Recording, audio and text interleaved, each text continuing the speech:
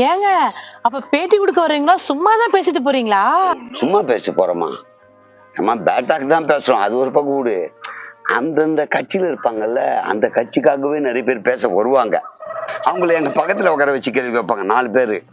அவங்களும் எங்களோட ஒன்னதா டீ சாப்பிடுவாங்க. அப்ப என்ன பேசலாம் இன்னைக்கு? நாங்களே பேசிப்போம் முன்னாடியே. நான் திட்டுற மாதிரி திட்டுறேன், நீ இன்னும் கோவப்படு, அப்பதான் நம்ம ஹைலைட் ஆகும். ஹைலைட் ஆனா பேமெண்ட் ஏறும் எங்களுக்கு. இப்ப இவர் சட்டையை பிடிச்சி நான் சண்டை போட்டு வச்சுக்க, நாளைக்கு காலம் இவர் பேமெண்ட் ஏறிடும். அவர் அடுத்த சேனல்ல ஏன் சட்டையை பிடிச்சாலும் எதுக்கு பேமெண்ட் ஏறிடும். இதெல்லாம் ஒரு ட்ரிக்குமா, ஆட்சி பண்றவங்களுக்கும் தெரியும்.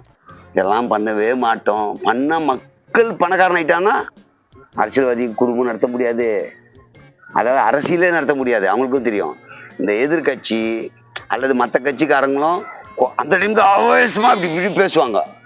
அவங்க ஆட்சிக்கு வந்தாலும் பண்ண மாட்டாங்க. பண்ணிட்டு நல்லா பாருமா, உனக்கு 1 கோடி ரூபாய் பணத்தை கொடுத்துட்றோம், காரு பங்களா வீடு இருக்கு, வேலைக்கு வந்து இது மாதிரி செய்வியா? 9 மணிக்கு வருவியா? வேலைக்கு ஓனர் வந்து ஏமா வேலைக்கு பார் சார், ஏன்னா உனக்கு தான் வருமானம் இருக்கு. அது மாதிரி ஏழை மக்களை ஏழையாவே வச்சுக்கணும். இந்த மழை தண்ணியில இப்படி தூக்கி நடக்க விடணும் அவனெல்லாம். அப்போ ஒரு பால் பாக்கெட் கொடுக்கணும், அதாவது ஒரு லெமன் ரைஸ் கொடுக்கணும், போர்வை கொடுக்கணும். இதெல்லாம் கொடுத்தாவன் ஐயா நல்லா இருக்கணும் ஐயா. இப்படி பண்ணாதாம்மா அவங்க நிலையா இருக்க முடியும். அவங்க அப்படி இருப்பாங்க, இன்னொருத்தர் ஆள பண்றவங்களும் இப்படி இருப்பாங்க. எங்களை மாதிரி சமூக ஆர்வலர்கள்ன்ட்டு இந்த கருத்தை அங்கங்க பேசி எங்க வயிற்று பொழப்புக்காக பண்ணிக்கிறோம். நீ உன் பொழப்புக்காக பண்ணலையாமா இப்போ?